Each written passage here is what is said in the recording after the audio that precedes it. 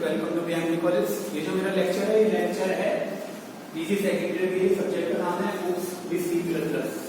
अभी हमने previous lecture में जो पढ़ा था वो पढ़ा था about cout cin. Cout क्या होता है, सी इन क्या होता है, इसके बारे में मैंने बताया था। तो सी आउट इसलिए यूज किया था, सी आउट ने यूज किया था for printing on device. Cout हमने यूज किया था, सी इन हमने इसलिए यूज किया था to read from device, right. Cout जो यूज होगा वो यूज होगा to send data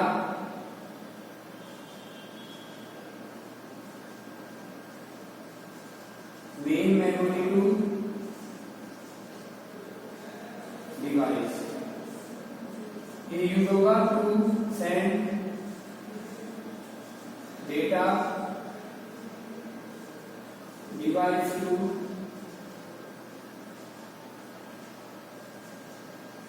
main memory. इस केस में हम सी आउट सी इन का यूज करेंगे। सी आउट और सी इन हमारे यूज होंगे। सी आउट जो होगा वो यूज होगा डेटा को सेंड करने के लिए। डेटा को कहां पर सेंड करने के लिए? मेन मेमोरी से डिवाइस पर, यानी कंप्यूटर स्क्रीन पर। तो हम सी आउट का यूज करेंगे। सी इन यूज होगा to send data device to main memory. Device से रीड करने के लिए तो डेटा कहां पर जाएगा? मेन मेमोरी में जाएगा। सी के अंदर जो काम प्रिंटफ करता था यहां पर करेगा सी आउट, वहां पर स्कैनफ करता था यहां करेगा सी इन। ये डिफरेंस है बस। सी के अंदर जो प्रिंटफ काम करता था वो करेगा सी आउट, और स्कैनफ जो काम करता था वो काम करेगा सी इन। ये डिफरेंस है, बाकी कोई डिफरेंस नहीं है। तो हम सी आउट सी इन का यूज करते हैं किसमें? C plus plus. ठीक है। इसका एक एग्जाम्पल, सिंपल सा एग्जाम्पल है।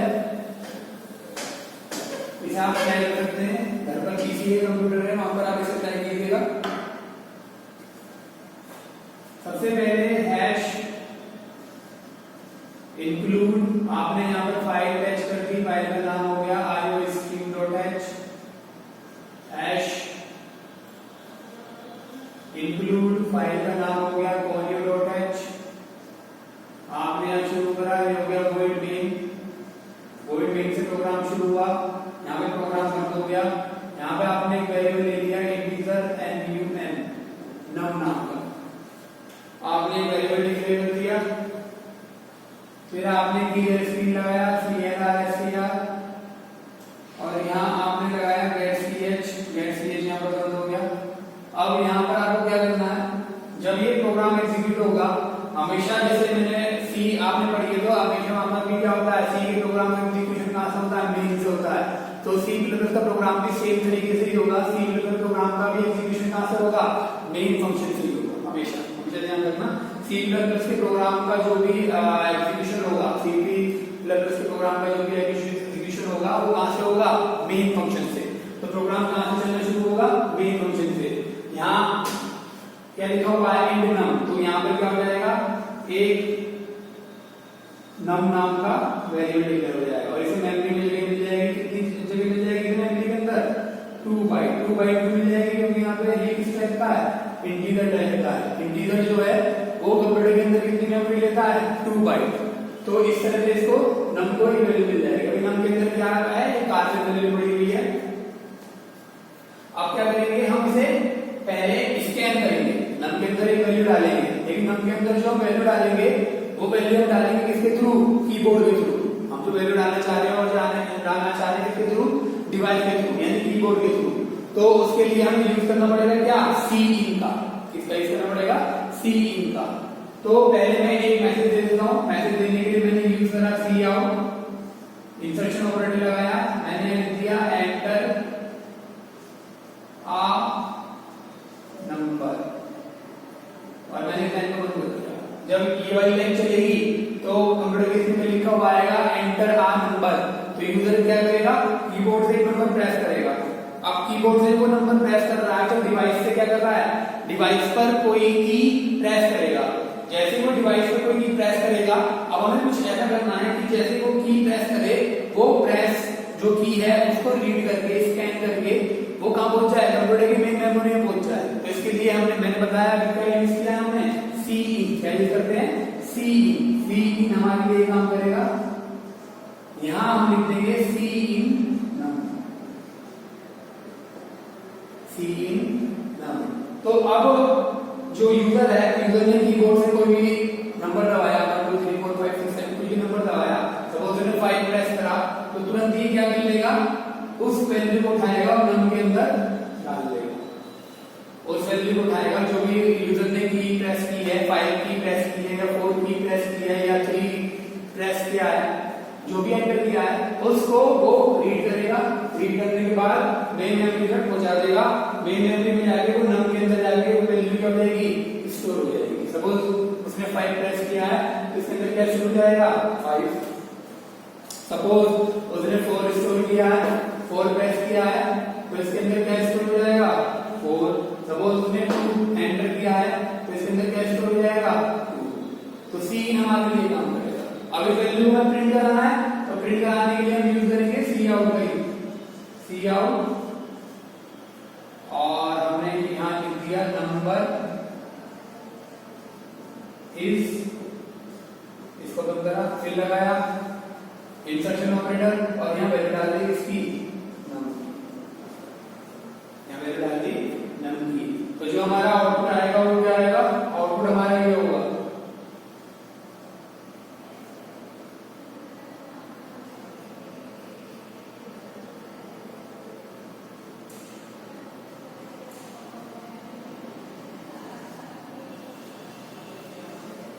ये हमारे प्रोग्राम का आउटपुट आएगा। आउटपुट आएगा नंबर इज 2। अगर सपोज अब ये क्या हो गया, ये एक जनरल प्रोग्राम बन गया। अब नम की वैल्यू क्या है, नम की वैल्यू कुछ भी डालेंगे यूजर। सपोज उसने वैल्यू डाली 10, तो यहाँ कितना हो जाएगा 10, तो आउटपुट भी कितना आ जाएगा 10। तो ये जनरल प्रोग्राम बन गया। तो इस तरह से हम सी आउट सी इन का यूज करते हैं, ठीक है। अब इसमें जो होता है ना, यहाँ पर सी आउट के साथ जो ये ऑपरेटर यूज हो रहा है, सी आउट हमेशा ऑपरेटर के साथ यूज होता है, इसको हम बोलते हैं इंसर्शन ऑपरेटर। क्या बोलेंगे, इंसर्शन ऑपरेटर, ये हमेशा इसके साथ यूज होगा। और सी इन के साथ जो यूज हो रहा है ऑपरेटर, वो यूज होता है एक्सट्रैक्शन ऑपरेटर, ये हमेशा इसके साथ यूज होगा। और सी का प्रोग्राम बिल्कुल सेम सी के प्रोग्राम की तरह लिखा जाएगा। सी के प्रोग्राम की तरह ही टर्बो सी का जो आपका कंपाइलर है, जो आपने टर्बो सी सॉफ्टवेयर डाल रखा है अपने कंप्यूटर के अंदर, उस पर ये प्रोग्राम चलेगा। सेम एज इट जैसे सी का प्रोग्राम लिखते थे, ऐसे ही आप सी का प्रोग्राम लिखोगे। सी का प्रोग्राम लिखने के बाद इसे आप सेव करोगे .cpp एक्सटेंशन से।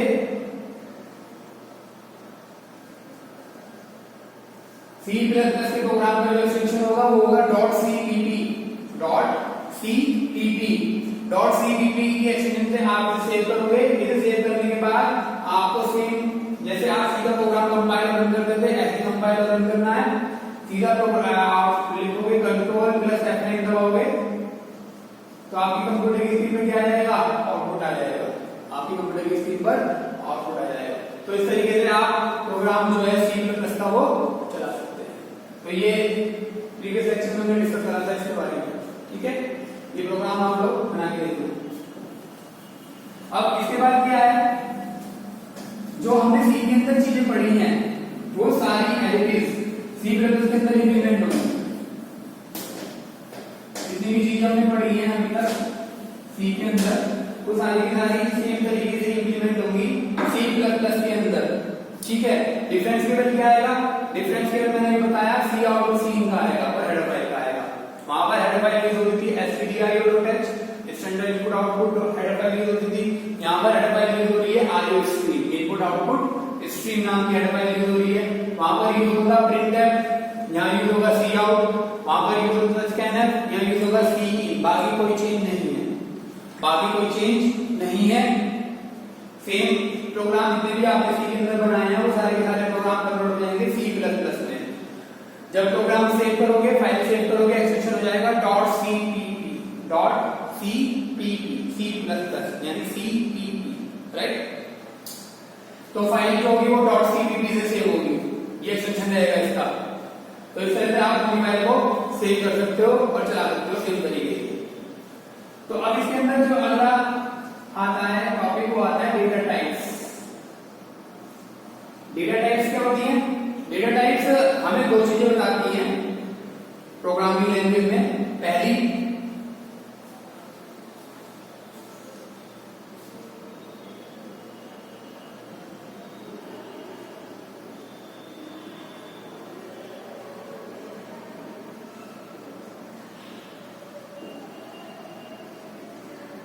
पहला तो होगा कि how much memory will take, ये कितनी मेमोरी लेगी। मेमोरी कितनी, जैसे आपने सपोज इंटीजर टाइप की डेटा टाइप ली है तो वो कंप्यूटर के अंदर कितनी मेमोरी लेगी। और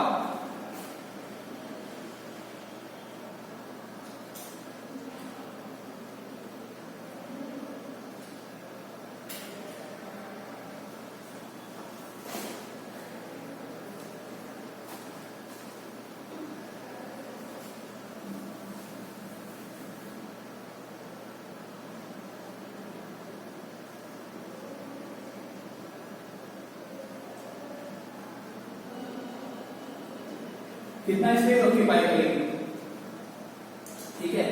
ये दो चीजें हमें बताती है अगर कोई भी डेटा टाइप होती है। तो डेटा टाइप बेसिकली क्यों बनाई गई है? डेटा टाइप हमने बनाई है, डेटा टाइप सी प्लस के या किसी प्रोग्रामिंग लैंग्वेज में बनाई गई है। किसे बनाई गई है? इसे बनाई गई है। हमारे पास अलग अलग तरीके का डेटा है, उसको फिल्टर करने के लिए। जैसे सपोज अगर आपको इंटीजर नंबर, इंटीजर मेमोरी के अंदर स्टोर कराने हैं तो उसके लिए डेटा टाइप है क्या? इंट। अगर आपको कैरेक्टर स्टोर कराने हैं तो उसके लिए डेटा टाइप है कैर। अगर आपको डेसिमल वैल्यू स्टोर करानी है तो उसके लिए डेटा टाइप है फ्लोट। तो ये अलग अलग डेटा टाइप आपको दी गई है अलग अलग नंबर सिस्टम के हिसाब से। अगर आपको खाली नंबर स्टोर कराने हैं तो उसके केस में आप इंट यूज करो। अगर आपको कैरेक्टर यूज कराने हैं तो आप कैर यूज करो। अगर आपको डेसिमल वैल्यू यूज करानी है तो आप फ्लोट यूज करो। इंटीजर जो होता है वो बेसिकली कंप्यूटर के अंदर 2 बाइट देता है। सी प्लस के अंदर ये 1 बाइट देता है कैरेक्टर और फ्लोट 4 बाइट देता है। जितनी स्पेस ये मेमोरी के अंदर ऑक्यूपाई करता है, ठीक है। आप इसको बड़ा बड़ा कर सकते हो, ठीक है। फ्लोट हो गया, फ्लोट के बाद डबल आ गया, ये चीजें इसमें आ जाती है। तो ये बेसिक डेटा टाइप है जो हम यूज करते हैं।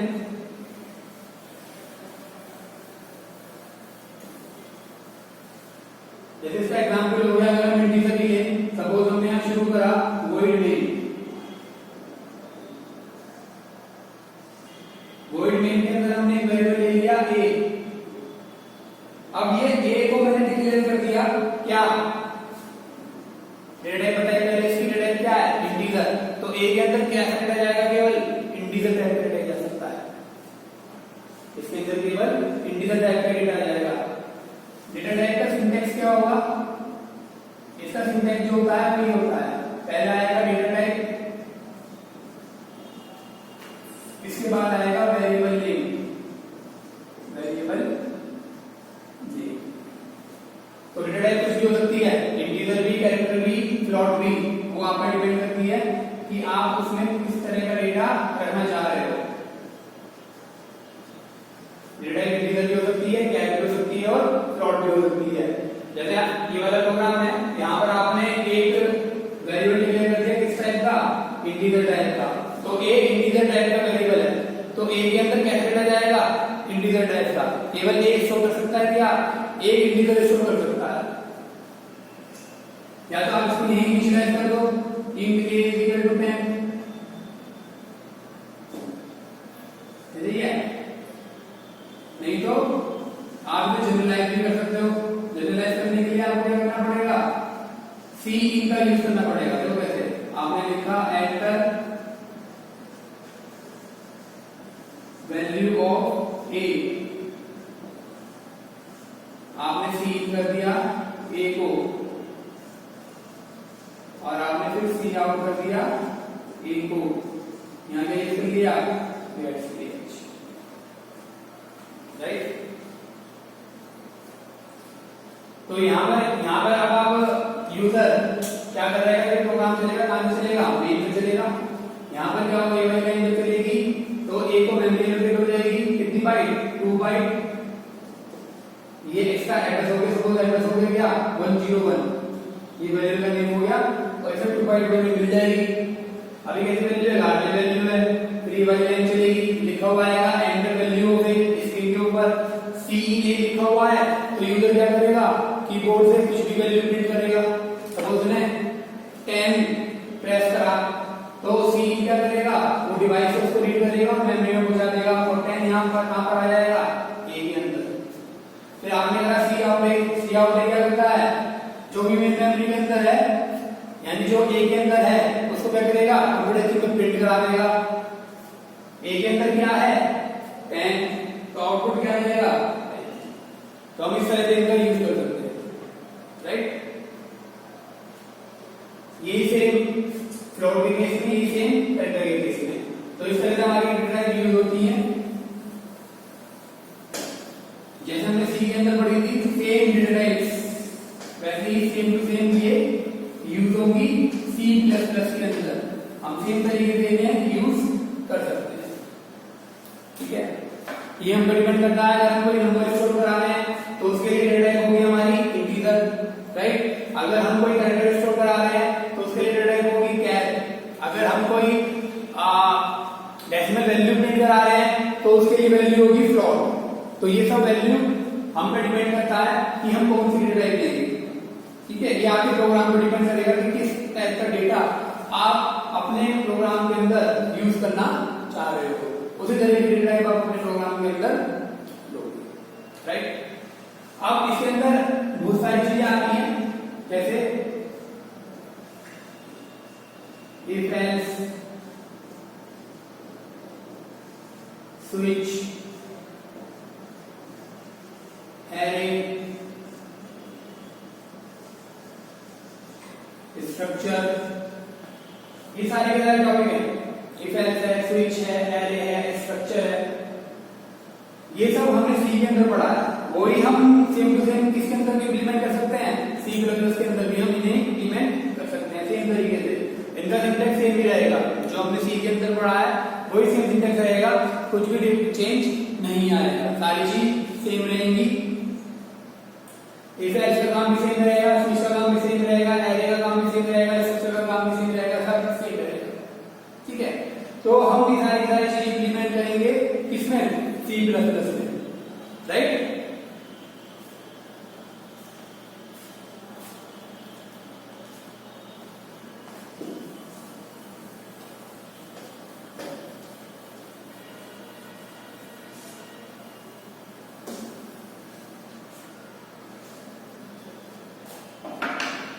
सी के अंदर आप अभी तक आपने जितनी भी चीजें यूज करी हैं, जितने भी आपने कोरिडोर के अंदर चीजें पढ़ी हैं, जैसे आपने जंप स्टेटमेंट पढ़े थे, गो टू वगैरह, लेबल वगैरह, ये सब चीजें same to same C plus के अंदर यूज होंगी, सेम तरीके से इंप्लीमेंट होंगी। केवल चेंज कहां पर है, चेंज केवल एक है कि जो सी डॉट सी एक्सटेंशन था अब वो कन्वर्ट हो जाएगा dot C plus plus, right.